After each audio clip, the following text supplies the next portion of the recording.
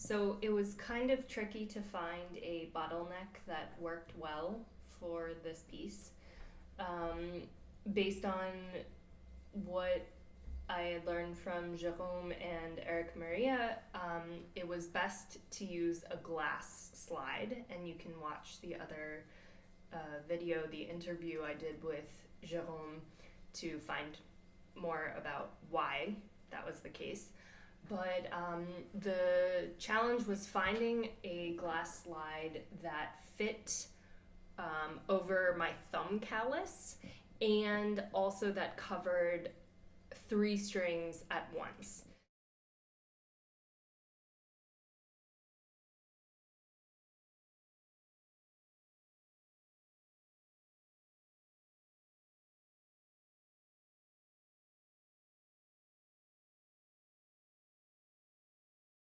This was the one that I found that worked well.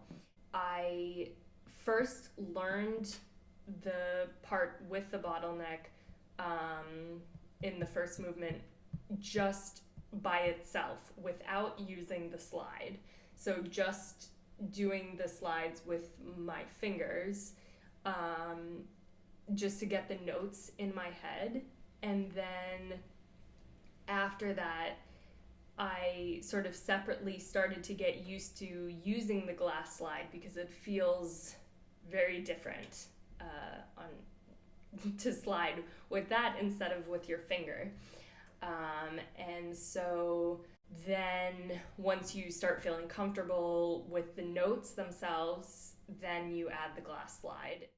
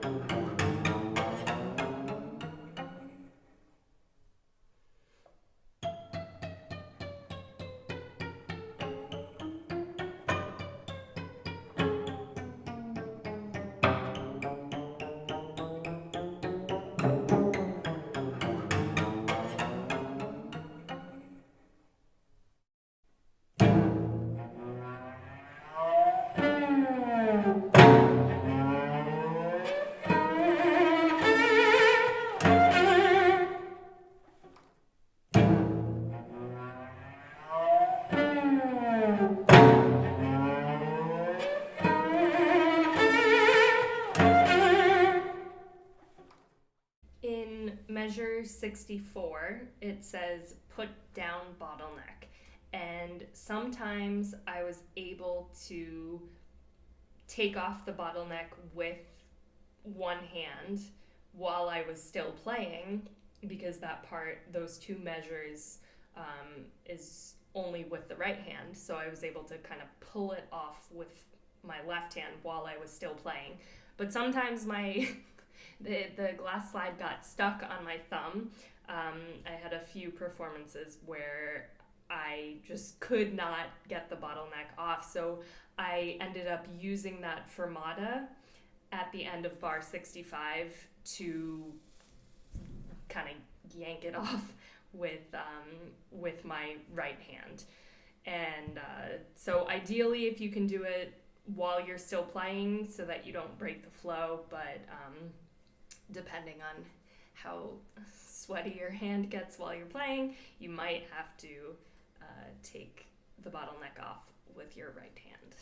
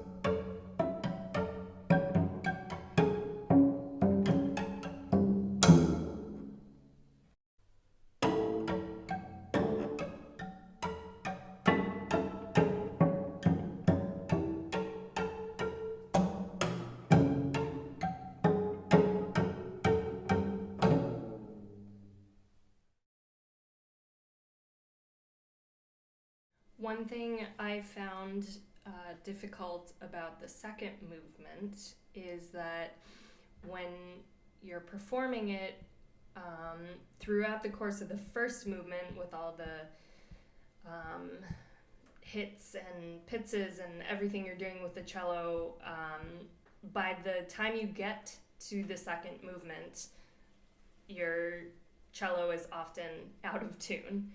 And because of that, it makes playing the harmonics kind of difficult because they're not exactly in the place that you would think they would be. So sometimes, because of the tricky fingerings, it can be kind of unpredictable whether they'll all come out perfectly the way you'd like them to, but that's just sort of something that comes with playing the piece.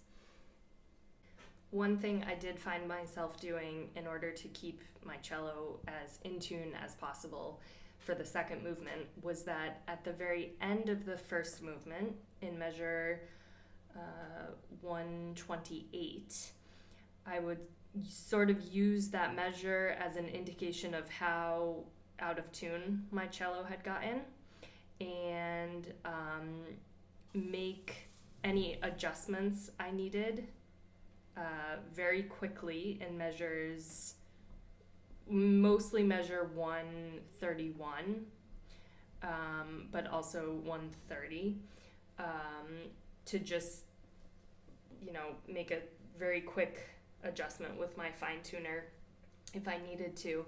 And I did have more time to do this because when I've performed it, it's been for a dance production. So I, based on the way we rehearsed it, I was really slowing down at the end of the first movement. And so I did have a little extra time to adjust if necessary.